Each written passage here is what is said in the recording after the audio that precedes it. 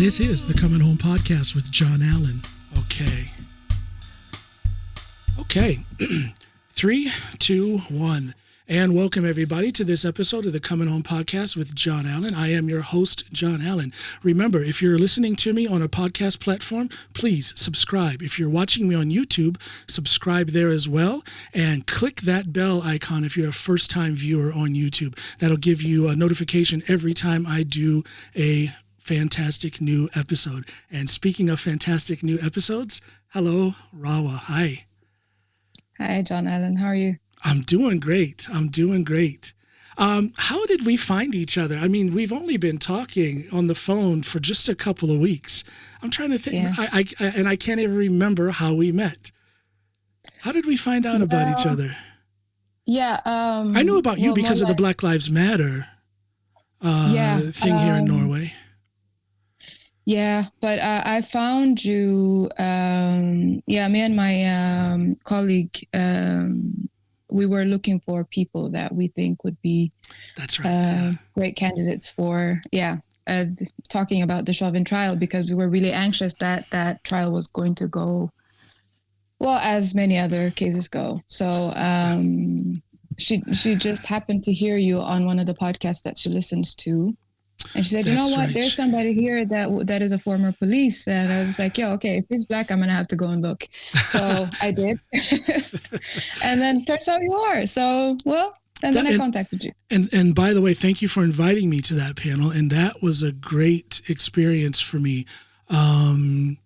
The ladies that you had on were so knowledgeable in their fields, and I look forward to working with them. I look forward to talking with you more, working with you more. Like I said, I found out about you because of the Black Lives Matter movement, the branch here in Norway. Can you tell me a little bit about how you got involved? Tell me a little bit about your background. Where you're from, where you're living now, and how did you get involved in the work you're doing now today? Okay. That's a lot. I know. I was born and raised in Ethiopia. I came here about 13 years ago. And actually that part is a bit of a long story in terms of how I ended up doing the work that I do now. But to make it short, I realized that Norway is just like everywhere else. It was a learning process, but then I grew quite tired of a lot of the things that I saw around me. And like what? Well, the media coverage of things and how people interact with you, as you know, like those things like, oh, you're not like the others, you're special, or why do you speak English, or whatever, like all those crazy things that you hear. One of the things that I hear a lot is, just to interrupt, because this really goes along with what you just said.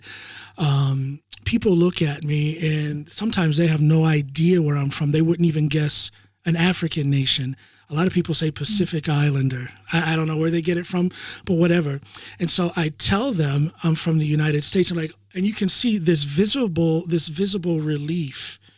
And sometimes they'll go on to say, well, oh yeah, you're like us then, thank God.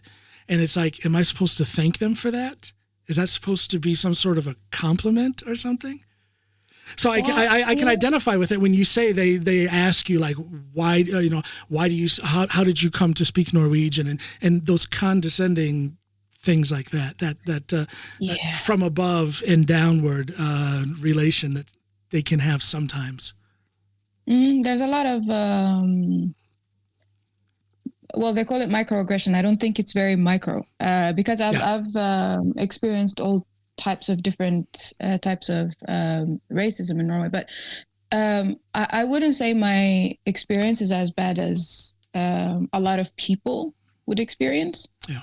I'm in a relatively privileged situation, and I did not grow up here, so I have a very good sense of who I am, my identity, but it was quite the shock to me. Like, it took for me to be even aware of the fact that racism, that they're racist. It took me an experience that was extremely shocking, in which we were walking around with my friend on the street, and a car just sped by, and they threw eggs in our direction and called us the N-word. Yeah.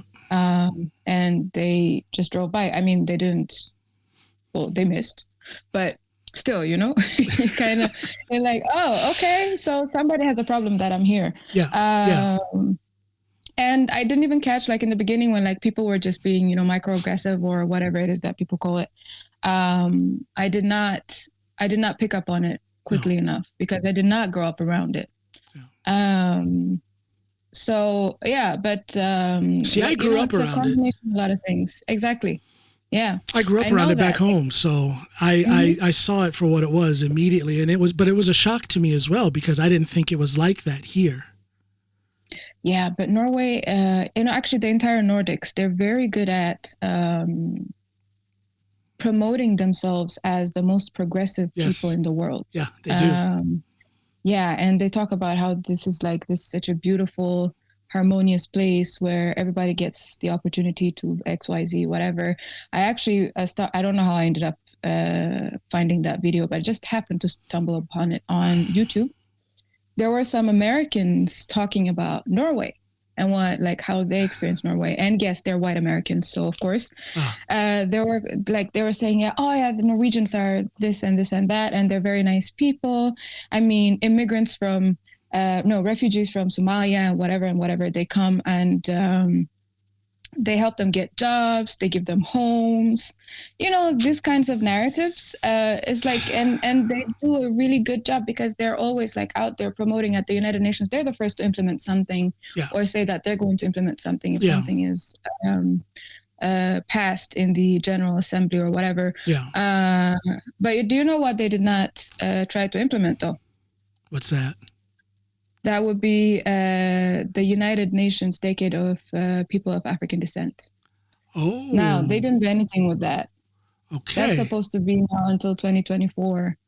Since 2015, it's been the United Nations Decade for People of African Descent, and they haven't done jack shit. And what is their reason for that? Have they given any kind of statement to defend themselves? Well, no one asked them because this is it's just... in General Assembly, it's not really binding, right? You can do whatever you want with it. Right. Yeah. Wow. And yeah, so they didn't do anything. And I think there were a few arrangements that were done, but these are done by independent organizations, independent Black communities and whatnot. Norwegians have... Of course. No, go ahead. I'm sorry. Go ahead. No, please. No, I was going to say Norwegians, and from the government down, there's this thing, and it's not everyone, but it's quite prevalent that Norwegians have this. I call it social arrogance. I used that term at that roundtable meeting the other day that we had. Social arrogance, where, in this case, I'll apply social arrogance to this thing that Norway has, where they will have this outward projection of wholesomeness, this outward projection of inclusiveness. But you can see it on a more personal level that is not the case. And I've got a good example here. At another home where we used to live, we've bought and sold homes several times over since I've been here in Norway. But at one of the homes we owned, as we put it up for sale, I think it was the day after we had put it up for sale, one of the neighbors came over, and ethnic Norwegian, older couple. I think they were in their late 60s at that time. And she says to my wife, please make sure you don't sell this home to any of those. And she used a very ugly term for Arabic people. She said, please make sure you don't sell your home to one of those people. And my wife is a little bit of a spitfire. And to sum up what she said, she basically told them, how dare you say something like that when we have been living literally a few feet away from your home, and I have my Black husband. How dare you say something like that? How dare you act as if you're not a racist when you are? Why couldn't you have shown your true self X number of years ago when we bought this house? That's basically what she told this lady. And that right there is a shining example of that Norwegian duality, where there is that outward projection of wholesomeness and inclusiveness. But here in the streets, it's not always. It's far from that outward projection. It's sad, and it's sad, and it's. I find myself 19 years after coming here, I'm still trying to come to terms with that, because that's how much of a shock it was that it was like this here. Yeah. Well, I mean, it's this whole thing. They have built a narrative. It's so, and they don't understand it when we say that there is institutional racism in Norway. They do not really understand why we say that, because the thing is, Norway has built an entire narrative around its identity. Yeah. They say we don't have any colonial history. We haven't done anything wrong. We didn't have slaves. We were basically like we were conquered by the Nazis, and during the First World War we stayed neutral. So we are just basically all innocent, but that's not really true. Yeah. First slave ship, Norwegian. About 100,000 enslaved Africans were transported to the Caribbean and North America. Yeah. And Denmark-Norway was a union at the time, and they had St. Croix, where actually enslaved people worked. Yes. Which means they were their slaves. Yep. They're in Africa. I mean, not all of them. I mean, they did not, it wasn't a national thing, but they had about 200 soldiers in King Leopold's Congo. That's correct. Yeah. And they were extremely horrible to to all the minorities that were here. Such as now they're the minority, the native people, the Sápmi folk. You have the Roma people and the Jews. And my wife, they're really horrible. My wife is Samisk, and her father, may he rest in peace, he told me a lot of the stories about what it was like for him as a child during World War II and after. Not only how the Sami people were treated by the Nazis, but how they were treated by Norwegians during and after World War II. So there's some things to answer for. There's a reality that is quite visible for us, but it's hidden by that outward projection, that international image of what Norway is all about. But it's not just the outward projection, you see, because this identity is built around even in the education system, because we don't learn about this in the educational system, right? Exactly. We don't learn about this at school. Yeah. The Sápmi people's story has maybe a 2-pager in the high school Norwegian book. You know what I mean? And that leaves room for a lot of conjecture, that leaves room for a lot of assumption and misinterpreting of what the Sami culture is all about, because they don't talk about it in school. Yeah. Yeah. You should go to, I don't know if they arranged that, but I had the privilege of attending, was it a year or a couple of years ago, Sápmi Pride. Yeah. And there were different arrangements there and events there that where people spoke about different things. And one of them was a woman that was working with the Truth and Reconciliation Project. Now they're gathering stories at one of the universities in the north. Actually, just the one, the Tromsø University. Tromsø. Yeah, and then she said, "This is what we're doing, XYZ, blah blah blah." And then she started talking about why it's very important. And she started talking about her own experience as a child. And my heart was broken. It was one of the most painful things that I've had to hear, that you have to be so terrorized in your own home. Yeah. And I mean, I've heard that entire thing, but the thing is, I can tell you, I have never felt more at home with people that don't necessarily look like me than when I was with them. I can tell you they're beautiful people. I married one of them, so that says something. And then, I live down south here in Drammen, but we have our home up north, our second home up north in Finnmark. That's where, her family and we've made so many friends there. And it's a different life. It's a more peaceful life. It's a more relaxed life that we live when we spend our time up there. So I know exactly what you're talking about. Yeah. Yeah. So, no, I mean, I think that there's a lot of denial. And I think until we, and by the way, I think a lot of people feel like when you say that Norway is racist, it's almost an insult to their person, right? It's not really, yeah. You're not insulting a person when you say like your country's racist, but then they freak out. And I don't know why it is that white people just freak out whenever something about racism is brought up. I talk about that all the time. I want to talk about racism. I want to have that discussion about equality. And to have that discussion is not an attack on you, the listener, or you, the person with whom I'm conversing with. It's almost a knee-jerk, it's almost an inbred reaction that, racism, I have to defend myself. And it's like, take a deep breath, relax, listen, let's discuss. I might learn something, you might learn something, but that's not going to happen if you start fighting right away. It's frustrating.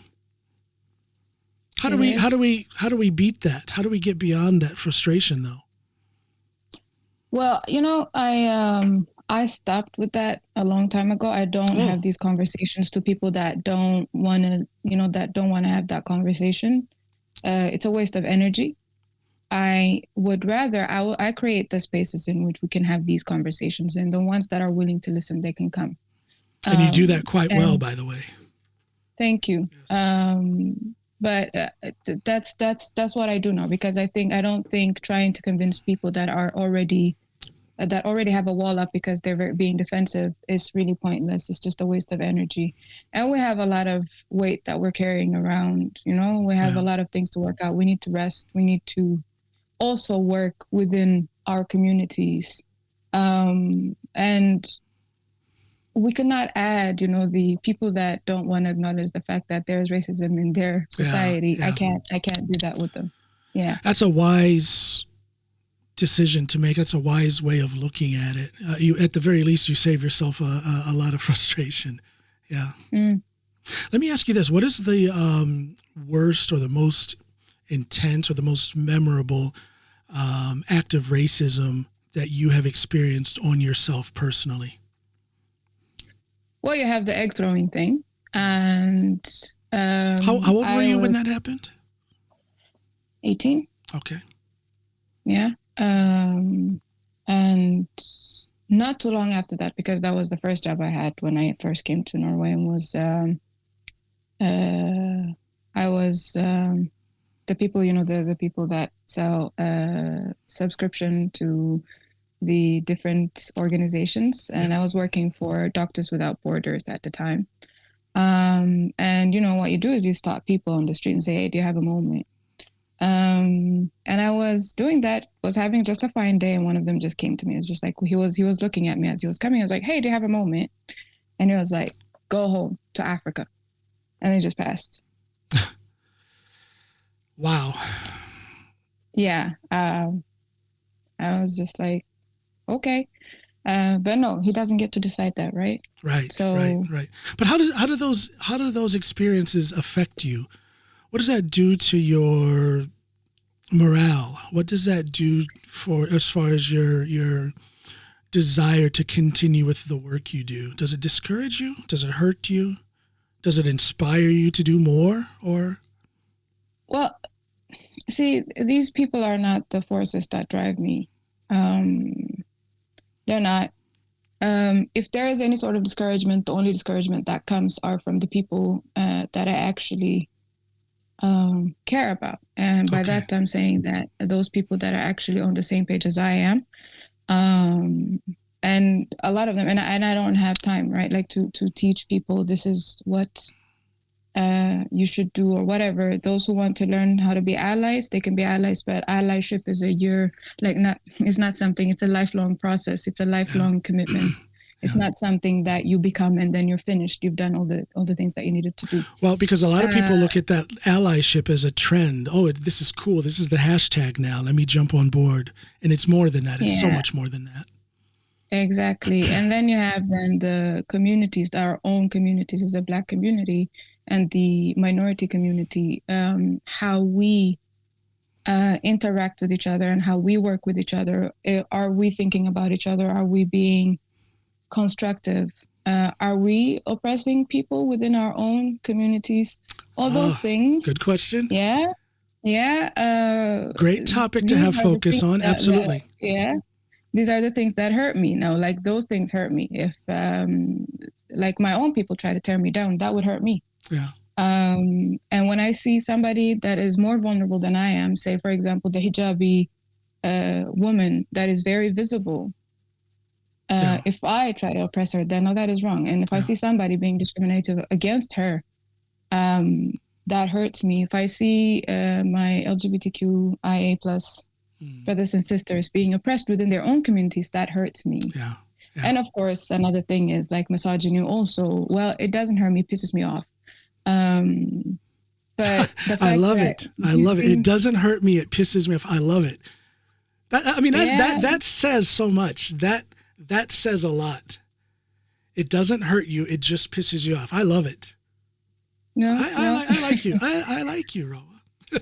Yeah, I like you too. I like the way you think.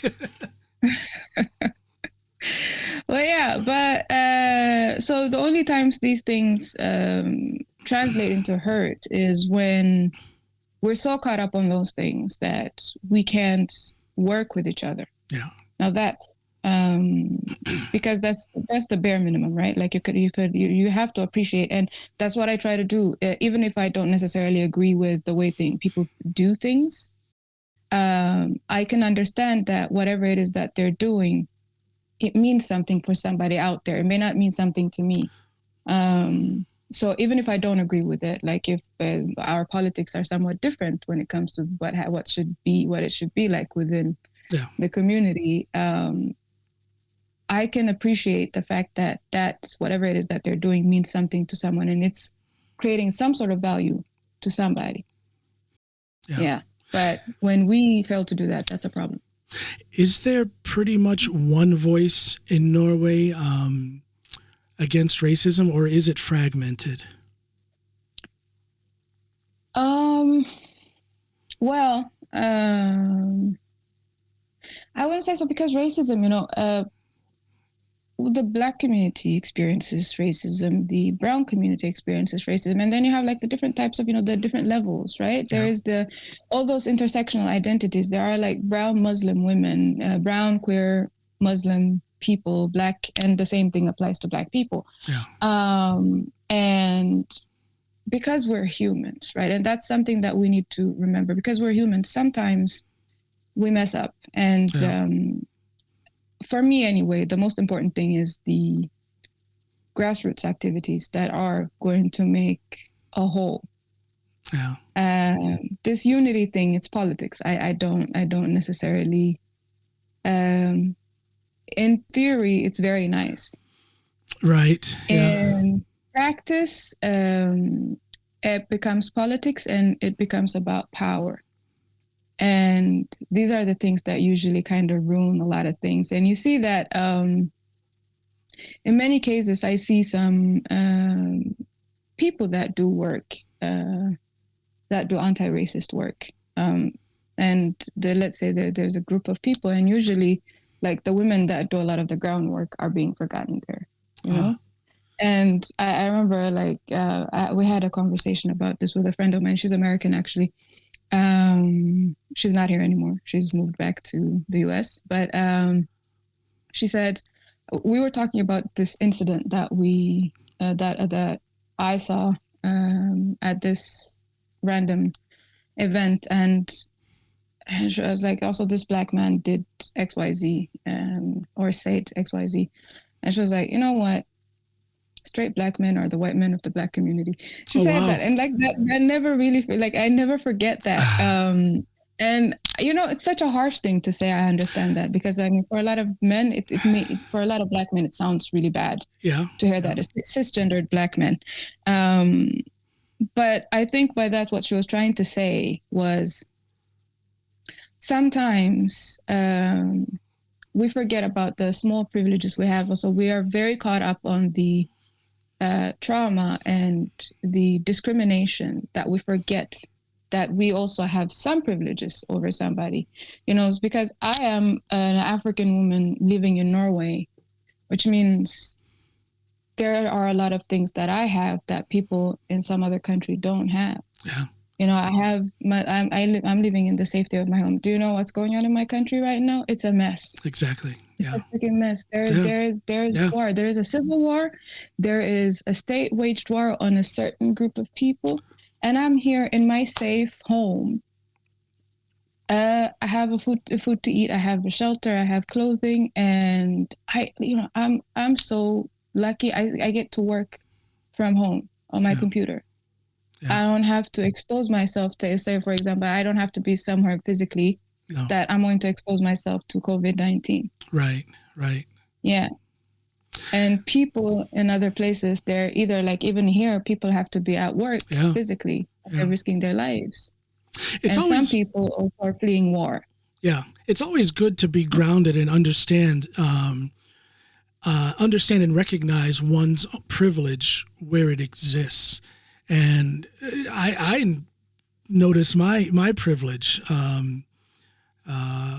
my background coming from America and being here in Norway has really lifted me when it comes to finding work, when it comes to income, when it comes to social situations or social groupings.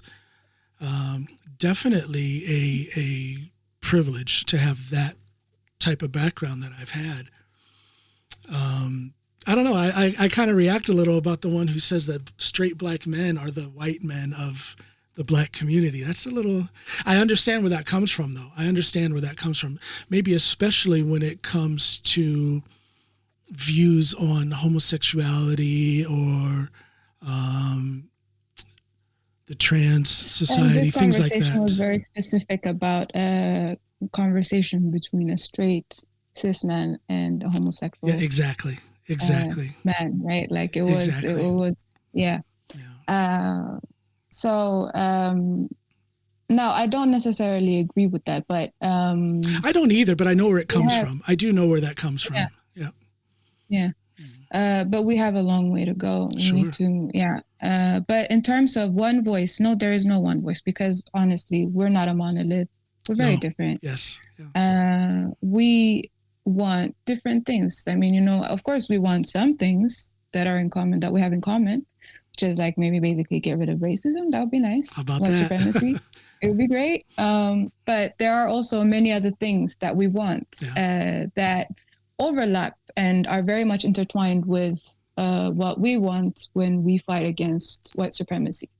But I find that I was going to say, but I find that the argument or the fight stops up on the argument of what is racism.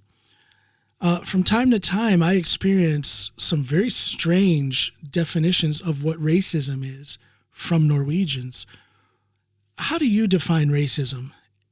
I'm sorry, like Norwegians don't have any. I see you shaking your head. I know. Yeah.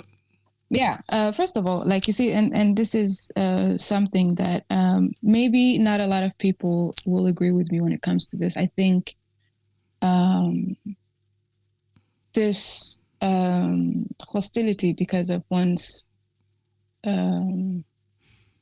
skin color, and this is very important to think about, because there is a lot of historical element to why people think the way they do. We've had 400 years of building what is today. And yes, there was first slavery and colonialism and all that. And then people fought against us and against it. And then there was progress. And then there was innovation on the white people's side. And then fight against that. And then all of that. And it keeps being innovative. And people have to also come with new solutions onto how to fight this. But when I talk about racism, I think racism is more than the individual for me. It's actually more about the institutions, the society, the collective mindset. Yeah. And people who talk about like reverse racism, and there was this guy, okay, let me just tell you about this guy. There was a blackface debate in December. Yes. Yeah. So one brown politician decided to. You can say his name. An article. You can say their name if you want. You know, I'm not gonna validate his existence by saying his name. I love it. Can I say it again? Yeah. I like you. I like the way you think. Thanks. He decided that he had something to say about that, and he was just like, "Yeah, there's a lot of outrage party going on, and we're not invited. Norway is not racist. We don't have this story XYZ, blah blah blah." And there's another brown person deciding to jump on the train and saying all of that. Yeah. So naturally, we organized the Black Lives demonstration, or the We Can't Breathe Justice for George Floyd demonstration, because we don't really call it Black Lives Matter, because Black Lives Matter respects what it is, and that is something that is very specific for African Americans. Yeah. Although we're going to get into that. Let me just I do want to ask you about that. Yeah. So he decided. So it's African Students Association and another organization called Arise that organized this together. So I come from African Students Association. I've been active there for like 4 years or so. What we posted, like, so the Asian person is going to teach us what racism is. What would we do without him? It was a very sarcastic post. Yeah. And then like people started raising, like, "You're racist, blah, blah, blah." And it's like, no, we're not racist, but I don't even see how they can say that. I don't understand how they can connect racism to that action from you guys. I don't see how they can say you're racist. I don't understand. And that's where I'm getting at, that they have, to me, it's a very screwed up definition of what racism is. And people ask me, well, what is the Norwegians' definition of racism? And I don't know. I can't get my head around that concept that they have in reference to what they think racism is. For them to call it racist, there will have to be like a crazy, raging, white supremacist, obvious Nazi, also self-identifying as Nazi, chasing people with a knife or a gun or whatever. Now, Anders Behring Breivik, he's a racist. Him, yeah. But they called you racist for having a satirical or a humoristic.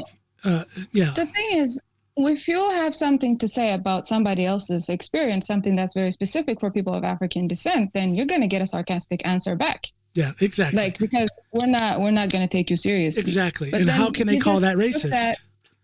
Because he has a platform now. He started playing victim. So he played victim, and then so many months later, now recently, he had a profiling article somewhere on a newspaper, and he's like, so basically he just said like there's a lot of like, cancel culture, blah blah blah, and it's like he's trying to appeal to the middle class bourgeoisie white people, because an election is coming up. We get what he's doing. It's okay. Yeah, absolutely. Now, so he says like, a certain African student organization tried to silence me, and we can't do this if we can't attack freedom of expression, and we cannot let the extreme wings of politics win, because that would be detrimental to our society. And again, we have to go and answer, so you see, but whatever, you have people like this. Isn't that interesting that, he formulates it in such a way, he says they're trying to cancel, or they're trying to silence me. You weren't trying to silence him. You were responding to his foolishness. But I'm using my freedom of expression. Exactly. And people who take those kind of stances are so quick to say that any opposition to what they say is a form of canceling. It's a form, or it's an effort to silence or to impinge their freedom of speech, just because someone dares to stand up and have a counterpoint. But I don't call that the cancel. It's not canceling. It's consequence. There are consequences to what they say. It's not canceling. They have to understand. The thing is, they have to understand we're not going to take it laying down. Yeah. And this is it. Like, because some people think that they can, poo-poo on a certain group of people and then they can get away with it. They can't do that because somebody's going to hold them accountable. Yeah. And that's just, I don't know. It's quite disappointing sometimes when you're supposed to and so I think actually the different minority communities have something that we need to work out us too, because sometimes some a tighter alliance tend to, not just alliance. We have to actually come to an agreement that, like, I'm not going to try and say I understand what, let's say, the Syrian people go through, because that's a whole different experience. Right. Because right. Syrians are very recent. They came very recently. There's a very specific type of racism that they're experiencing, which is like people accuse them of being, Islamic State or whatever. Right. I cannot identify with that. So me speaking out about that, that's stupid. I can be an ally. I can show solidarity, but I cannot ridicule their experience. It's dumb. So I think that's something that we need to come together and maybe talk about, because this whole thing about, like, let's get as close proximity to whiteness as possible thing is really dumb. Because let's say actually white supremacists succeed and they get rid of us. Who do they think that they're going to come for next? Seriously. Yeah. But whatever, like, I'm not like, they're not a problem. I mean, the good thing right now is that we have a voice, and whoever happens to catch it, if they feel like they're gonna respond, How do you talk about the different experiences of racism. A Syrian will have a different experience than an Iranian who might be second generation in Norway. One thing that I ponder over quite often, and I haven't come to any conclusions, I'm just throwing a thought out that I have had quite often over a long period of time. What do you see as similarities? What do you see as differences? And what do you see as problems between relations between Black Americans in Norway and Africans in Norway? Because our experience is not quite the same. In some ways, it's quite different. Well, the thing is, like you said, they get relieved, right? Yeah. And what's funny is, like, when they meet you, what's funny is that until I start, like, well, now, like, until I start speaking Norwegian, I'm very interesting to a lot of people. Yeah. The moment I start speaking Norwegian, I go from whatever it is they thought I was to, like, refugee, and it is that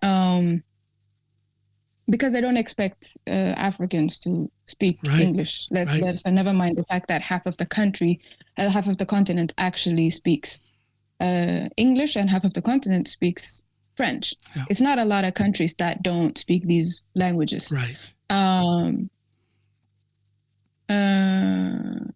But yeah, when it comes to British and American Black people, there is one privilege that you have. And is that your names are usually English. Yeah. Yeah. So for those that are open to hiring expats, you have the advantage of getting that job, or getting at least called into the interview. Yeah. Another thing is that you don't have to jump through hoops to authenticate your credentials, your papers or whatnot. That's on the institutional level. I'll say that we do, but not even close to the same degree to which Africans in Norway have to.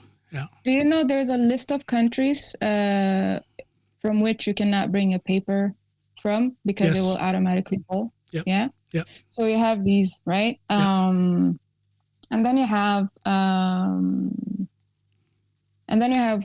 on a personal level, when you meet people, when they find out that you're from the UK or the US, you're very interesting. You're like the modern, civilized Black people. Yeah. Civilized. Meanwhile, because like the rest of us, we come from bushes or whatever it is that they think. I mean, I've been asked if we had a house or if we had a cottage or if we lived in whatever. I've had these really dumb questions. I've had these really dumb questions like, because I mentioned, like, I talked about, like, I was drinking water. I was like, oh my God, I love Norwegian water because it's actually tasty. Yeah. I hate, like, most of Europe's water. It is different. Yeah. And the next thing that followed is like, but do you have clean water in Africa? Like, is it like watercolored or is it brown? Questions like this. It's really dumb. Like, it's ignorant. It's very ignorant. But It's very, yeah, that response, that relief that they get when they find out that I'm from the United States and not some other country with black and brown people, that relief that they show, that comes from ignorance. That comes from prejudgment and ignorance. Yeah, but that prejudgment comes from somewhere. Ignorance. What they learn at school. Yep. And what they learn from the media. Yep. That's it. Yeah. And that's when it goes back to being the system that actually affects how people think. Yeah. So racism it's very complex. It is. It's not something that you can say, this is what racism is, one sentence, and Vashagu, you're good, you know? Maybe that's what a lot of Norwegians need to understand, is that it's not a one sentence, simple definition. It's not as simple as some people would have it. You know, like you said, a lot of people would claim it's the Bering Breiviks, it's the Klansmen in the hood, it's the people who lynched in America in the late 1800s, early 1900s. You know, they don't know about those. Excuse the lynchings, me?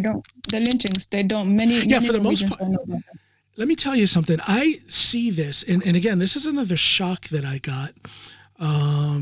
You know, I saw signs of it early on here in Norway, but it really hit home when our children, I have a 15-year-old and a 13-year-old here with my wife. And when they come home from school and they tell me, you know, we're speaking about slavery in the United States. And I'm like, oh boy, okay, tell me, what are you guys talking about? And they give me the most on the surface, non-depth, having superficial. And I used to think, well, they're not paying attention in class. But when I look at their material, their school material, it's like, it really is that there really is so little depth to what they're learning about slavery. So yeah, things about the Jim, you know, a lot of people think, okay, 1865, end of the Civil War, great times for black people. And black people don't have it as well as the rest of America. Well, there must be some fault for the black Americans to take. No, but that's the thing. Like, there's this whole thing about, like, you know, the KKK, they're the outliers. They're not really.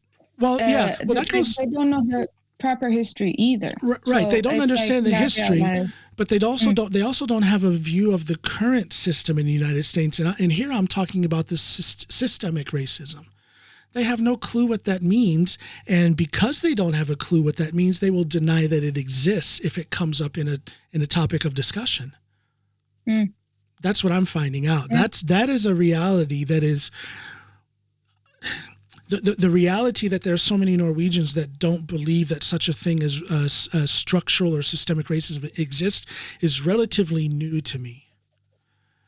That was something that I never really discussed early on here in Norway, but I'm seeing more and more now that they don't get it. They don't understand it. They don't understand that it happens in the States. They don't believe that it happens in the States. And they definitely don't believe that it happens here in Norway. And I'm not saying everyone, but it's just the experience I'm having recently. And that's just the thing, though. Like, how can you know unless you experience it or you go looking for it? And I have to say, though, because when I remember when I went to school, there wasn't a lot of in-depth teaching about, you know, slavery. I mean, of course, we learned that, like, you know, they tortured, they did this, you know. There was some, you know, at school, but it's still very, and this I'm talking about now, Ethiopia. Yeah. And it was still quite shallow, but do you know where I learned more about the atrocities? Why? I learned about the atrocities because I watched Roots. Ah, yes. The original series or the remake recently? No, the original. The original, series. Yes, yeah. The very original series, and I was actually quite young. I was too young to watch that because it was very traumatizing. I was also too young to watch it, but I watched it. Yeah. Yeah.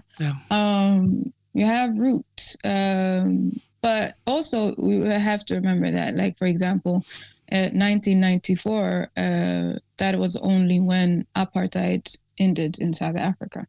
So on the news, and we're talking about, you know, a 3-year-old me. I remember watching on the news white men releasing dogs on yes people. so that they could, the prisoners, so that they could bite them, and God knows what else they did to them. And like those small snippets that you learn, but then, but because you don't, and because we import a lot of knowledge from the West, we also buy some of the things that we that people learn here in the West and the United States. Depending on what school you go to, you have the different curricula that you get access to.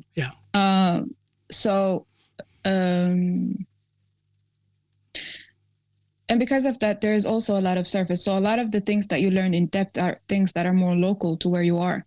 I see. Yeah.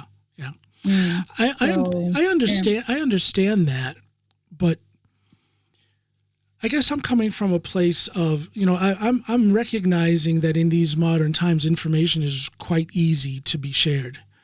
But it seems that there are some people, both back home in the States and here in Norway, who are willfully blocking the influx of new information. They're keeping themselves ignorant, willfully. To me, anyone who denies that there's structural racism, that there's systemic racism in Norway, they are willfully ignorant. It's one thing to be ignorant, but it's something else to be willfully ignorant. And I get it. If you're a blonde-haired, blue-eyed Norwegian with no infusion of anything foreign, you're just as pure Norwegian as you can be. I get it that you personally will likely never experience systemic racism. I get that. But to me, it is a willfully closed-minded person who refuses current and easily accessible information, who refuses to hear voices like ours, who refuses to hear to view documented evidence that systemic racism does exist in Norway. That's a willful ignorance that I find inexcusable. I get it that people... I think, and that's just the thing, like the way we understand these things, when Benjamin Hermansen was killed, it was a couple of neo-Nazis. It's 2001, was it? Yeah, it was 2001. Yeah. A couple of Nazis that did it, right? So that doesn't reflect anything about Norwegian system. Exactly. Fast forward, Obiora got killed. Obiora, it was an accident. They didn't mean to kill him. Exactly. Because they're the police. They're there to protect. And what year was that? What year was that? That was 2006. 6, yeah. I remember that. And then you have Behring Breivik. He killed a bunch of people. Yep. The worst. That's the only. Well, that's not the only one anymore. But that's the one major terrorist attack that Norway has experienced, and it was done by a Norwegian. But that too, he's not. He is the exception. He was a lone wolf. He was mentally whatever, and blah blah blah. It's just, and he pleaded, sane, and that's just the thing. Why can't you just listen to him? He said he was sane. Right. And he's not the only one. He has a whole bunch of communities that worship him. He's a god. He's part of a network. If he didn't create the network, since he's done what he's done, he's at least part of a network. So they're ranked after how many people they've killed. And he is an outlier. He is a seldom. There's not a lot of people who have done what he has done. Yes, all that stuff is true, but it did happen, and he is a Norwegian, and it did happen here in Norway. So again, to ignore or to state that this is not a problem, racism is not a problem in Norway, is to be willfully ignorant, and that's just inexcusable. It's very difficult for them, and something that they need to understand is that yes, there are terrorists, because there are extremists in all directions that you can go. There's always somebody that takes it to the next level, which they shouldn't. But that also had nothing to do with the system, right? He actually went against the system. That was it. But then now, 15,000 people came out last year. That should tell you about how people are exhausted. I'm sorry. 15,000 for the demonstration. Yes, of course. Yeah. 15,000 people came out, and what were they mostly complaining about? Yeah. The police. Yeah. That is systemic racism. Exactly. So if you're denying it after that, and if you missed the point, I will gladly remind you again, and so will a bunch of other people. Yeah. But you cannot deny it like that. And there has been many movements, like in many different areas, like say access to jobs,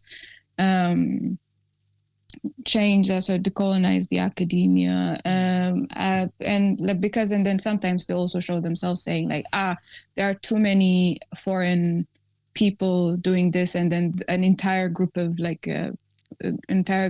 professionals come out and they react against it. That's showing their faces. And yes. So all these things are systemic, but then it doesn't mean anything about you as an individual. Exactly. There's something that I hope that's something I wish that white people would understand. Yes. It doesn't say anything about you as an individual. It just says something about a system that has been in place for so long that now it just sustains itself. Yes. Yeah.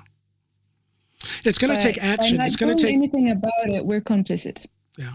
And that goes right along in line with what I was going to say. It's going to take action in order for it to change, because it is its own self-sustaining thing. It's its own system. It's running on its own, and it will not change unless we make it change. Yeah. Yeah. Can you tell me tell me a little bit of the story about your involvement in activism? For example, the marches, gatherings, and protests last summer. What part have you played, and how did that come to be? That came to be because, like I told you, like the two organizations, we had a subcommittee that we had organized to do anti-racist work. Now, two organizations, African Student Union and Arise. And Arise, yeah. Yeah, so we had a subcommittee that we had organized to do anti-racist campaigns, but we didn't have plans to do anything until the fall. Okay. But then, what happened with George Floyd, and I mean, I think it was like traumatic on a whole different level. Sure. That one. And well, then we decided that, I mean, this is why one of us said, this is why we created this committee anyway. So we need to do something. And then then the planning went 4 days? Like we planned it, we decided that we're going to do it on Sunday, started on Sunday, and then it happened on Friday. Most of the job I've done with that regards is I had a lot of dialogue with the police, dialogue with the Communa. I was also the spokesperson for the campaign on behalf of ASA, which is an African Student Association. And also there was a lot of things, a lot of people did different things, but Mona, the one that you met last time, yes, my colleague, I want to speak further with her, by the way. Yeah. Yes, I'm sorry I cut you off, but we had to go on live last time. Yeah. No, I'll get back to her for sure. Yeah. Absolutely. Yeah. So she was a volunteer coordinator, and different people did different things. Some of us did the registration for Eidsvolds Plus and getting all the licenses and whatnot. And so mostly it was the media, as in the mass media communication on behalf of ASA, and all the things that I mentioned. And we had to, of course, have meetings every day trying to adjust to whatever it is that was, being thrown our way. So that was the role I played. I've been involved in, like I said, African Student Association for years now, and my work has been mostly focused on creating spaces in which people can come together. One, it's about creating community, but also all the things that we're doing in terms of colonizing academia or whatever it is that we're trying to do, the anti-racist work. I've been trying to create that space in which we get to practice that. Do you feel successful? In some cases, I've succeeded. In some cases. Yeah. In some cases, long way to go. Yeah. So you think people are listening, but not enough, and not enough change is happening quick enough? Or Well, is it expected to take a long time? Are you comfortable with the progress? well, I'm not necessarily like I'm not necessarily very comfortable with the progress. It's a bit slow. Yeah. But the thing is, we are very small, and by that I mean we don't have a huge platform. We don't have the money to be able to lobby or create, like we don't have the, and that's the one thing that one voice united for everybody kind of thing could help with, but not really. Like I said, it's just, it depends on how we go about it. Yeah. Now that if we had numbers, that is something we can use on, that's something we could use to actually hold the politicians or institutions accountable and actually, put the fear of God in them, because they will fear that they're not going to get the votes, right? Now these two organizations, the African Student Union, Students Association, how many members are there? You talk about numbers. How many members are in that organization? We're not that many because it's a student organization. Yeah. And right now, especially since COVID begun, we can't really keep track of the members because there aren't any physical gatherings. The general assemblies are relatively very small. Okay. Because people don't want to participate on a digital thing like every week or whatever. I see. And a lot of them are students as well. So and what about Arise? How many is that a larger organization? Five people. That's it. Aha. Mm-hmm. Okay. Mm-hmm. Now tell me. Okay, let's talk a little bit more about Arise. What is the purpose of Arise? What is the goals of Arise? What does Arise stand for? Arise stands for Africans Rising in Solidarity and Equality. I don't know if it was equality. No, I don't think it was equality. It was something else. It's been a while since I heard because they usually go with the Arise. So is it just Is this just a 5-person think tank or? No, it's not a think tank. It's just 5 people. They arrange a lot of like community gatherings for the most part, and their focus is very, very, very, very specific, which is like to the Africans in Norway. I see. And by when I say Africans with a K only, and it doesn't mean African people coming from the continent, recent descendants of the continent, but all descendants of the continent. Okay. So I'm in. Yeah. Yes, you are. Yes. Might be a 6-member organization. Yeah. So they organize I think they organize events in which they talk about just different things. Yes. Okay. Yeah. Okay. Yeah. No, I was just curious because I guess I hadn't really put much thought into what Arise is or what it stands for or anything. I've always been more focused on the African Student Association since I've known you. Yeah. Mm-hmm. Mm-hmm. Let me ask you then about a little bit more of your personal experience. Is it okay for me to say that at times you may not feel safe due to the work that you do? Oh, no, because the thing is, one, I'm not out that much. People don't know where I live. Norway is a small country, though. It is a small country, but also whenever I change my hair, people don't recognize me. And that's the thing. So can I tell you something? This is a little bit funny. A couple weeks ago, as you know, I had a lot of media. I was on TV 3 times in one day and all kinds of radio stuff because of the Derek Chauvin conviction. And when TV2 came here to film me, they filmed the outside, like a panning shot of the neighborhood and the outside of my home. And I got a little uncomfortable about that, a little, and it kind of passed. But here, just a couple of days ago, I thought of that again. And actually it's because of you and the response this summer to some of the marches and things here in Norway and things that you're involved in. And it got me thinking about personal safety. And then we had a short mention of this just before we went on the microphone here about personal safety. But last night, my wife sends me a website, a Norwegian website that sells wigs. And she said, maybe, John, because of course I have my shaved head, she said, maybe you want to buy a dreadlock wig, John. And she said, us white people, we can't tell the difference between you people. So just get a wig and then nobody will know who you are.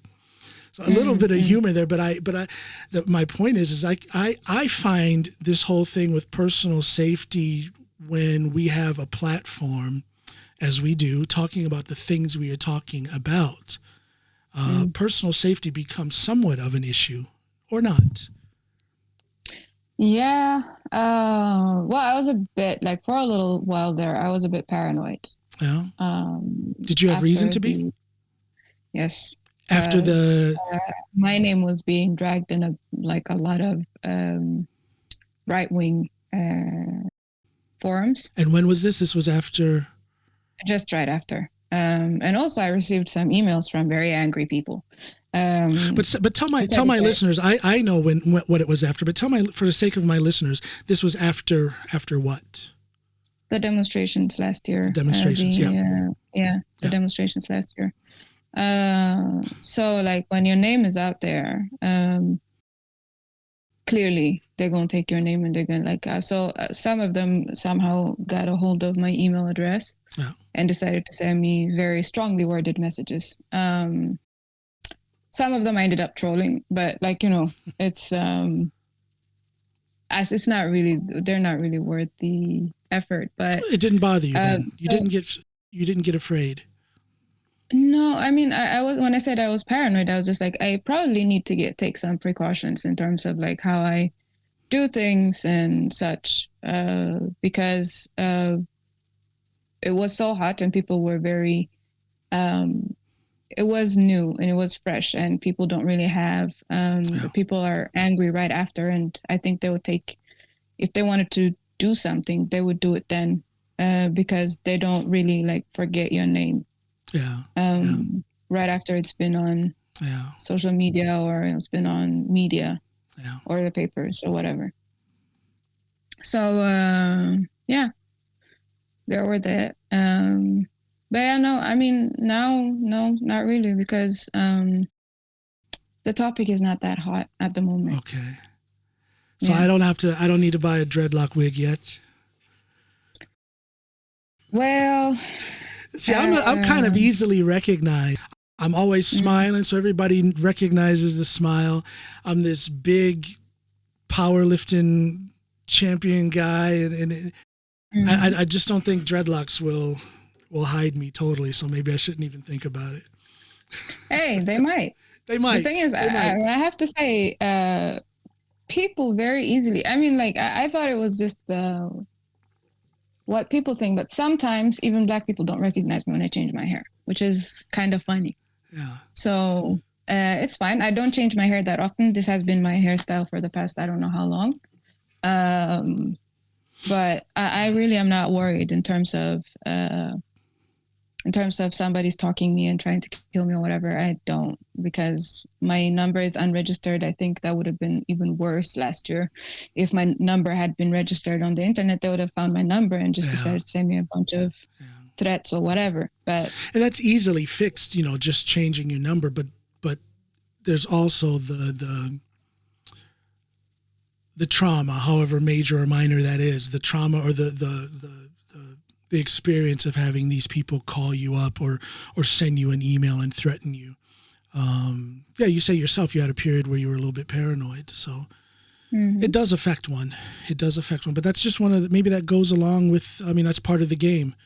When we speak up, when we get active. I've lost friends, close friends, people who I love. I've lost them as friends just because I've been speaking up loudly for the last 18 months about these things. But somebody, that's the thing, like if no one is reacting to what you're doing, then you must be doing something wrong. Yeah. That's true. Yeah. Yeah, that's very true. That's something that an activist is not supposed to be silent. An activist is supposed to stir things up a little bit. Yeah, and it's very important to stick to your guns. I think it's very, very important that you stand by what you say, and but it's also very important not to be blinded by what it is that you want, that everything that you do in your journey towards that ends up hurting people or undermining someone else's, be it safety or well-being or whatever. So how are you? So it's very, I think it's, yeah. No, go ahead. It's very important that we think about the ethical considerations that you have to take in terms of how you go forward about it. And I try to do that. How do you do that? I try to do it. Well, I think about what's going to happen. Like, I mean, I just have to think about the consequences before I do something, right? Yeah. And it's very important. But you have to speak your truth. And when you do, though, like, you have to understand, are you hurting somebody? Is that at the expense of somebody else? Yeah. Right? And that's why I think it's very important that because this whole thing about, no one else is free unless everyone is free, unless Black people are free or whatever, all of that, it's very important that we show solidarity to others that are also being oppressed. We should put together a roundtable talk or some kind of forum where the African activists and maybe a couple of us Black Americans and a representative from the Syrian immigrant group and a representative from the Turkish people here in Norway, we should all meet and talk about this. The Kurdish people and Kurdish people, everybody. Representatives from each member of this, and it's not a large group. I mean, we can name a lot of different groups, but even so, it's not a large group. And that's something that makes me shake my head at the portion of Norway that is so paranoid about being taken over by immigrants, because we are not. Where are we? There's not that many of us. Regardless, there's a lot of different groups, but they are not large numbers. Anyway, if we could get representatives from all of these groups and different cultures within Norway and just sit down and talk about these things and maybe plan something, maybe forge a new partnership, a new force, more unity. Just thinking, just brainstorming here. Yeah. Yes. True. I think that would be great because solidarity is very important. I already have some allies that they're very there are just, some of them just, you don't even have to ask, they show up. Yeah. Yeah. It's so lovely. You don't even have to ask. And it's good to have friends. It's just so. Yeah, and also these very people that I'm talking about, right? They also call you. They don't do like that particular politician that decided to have a say about blackface. They call and be like, "I'm not sure about this, so." Yeah. Is this respectful? Am I respecting? Right. This or that? Now that kind of courtesy that we pay to each other. Yeah. That's true solidarity. That's true solidarity. That's true respect. That's a true desire to make things better. I like that. that. Mm-hmm. And these conversations that you sit down and talk about, because not everybody understands my experience, nor do I understand everybody's experiences. And these conversations, the dialogues, help you understand how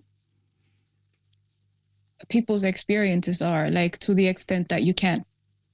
And I can say that a lot of the lessons that I've learned from my friends, from talking to them. Conversation, you'll never get bored if you come and sit with my friends. I mean, it's there are very funny conversations that take place. And a lot of good comes out of it. Yeah, and it's a beautiful supportive system. Yeah. So I think it's very important that we have an open dialogue going to the extent that it's possible. So long as we're not toxic to each other, I think it's very, very important to keep that relationship.